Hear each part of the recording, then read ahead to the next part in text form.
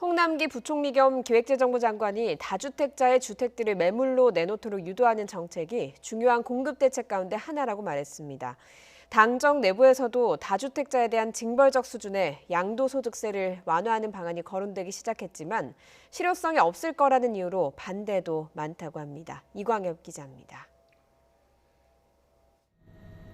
지난해에 이어 새해 초에도 상승세가 멈추지 않는 부동산 시장.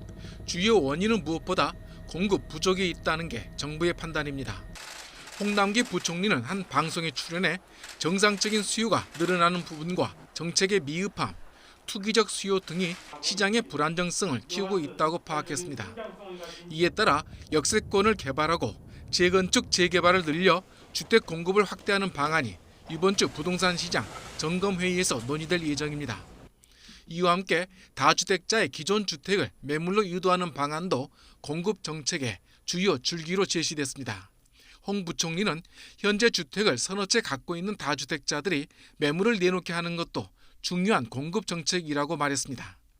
여당인 더불어민주당에서도 다주택자에 대한 양도세 중과 정책을 완화하는 방안을 조심스럽게 검토하기 시작한 것으로 전해졌습니다. 오는 6월부터 다주택자가 조정 대상 지역 내 주택을 양도할 경우 중과세율은 지금보다 10%포인트 더 높아져 2주택자는 20%포인트, 3주택자는 30%포인트가 됩니다.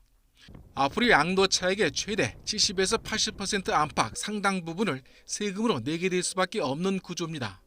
따라서 양도세 중과 시점을 미뤄주는 방안 등이 실제로 제시되면 잠긴 매물 시장에 물꼬가 트일 수도 있다는 진단입니다. 공시가격 현실화율이 빨라지면서 보유세 부담이 갈수록 무거워지기 때문에 절세 차원에서 매물을 내놓는 다주택자들이 제법 있을 것으로 분석이 됩니다.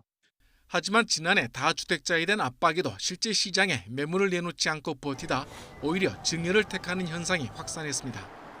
따라서 양도세 중과 완화의 실효성에 의문을 품는 반론도 만만치 않아 다주택자에게 퇴로를 열어주는 방안이 결국 논의에 그칠 가능성도 있습니다. YTN 이광엽입니다.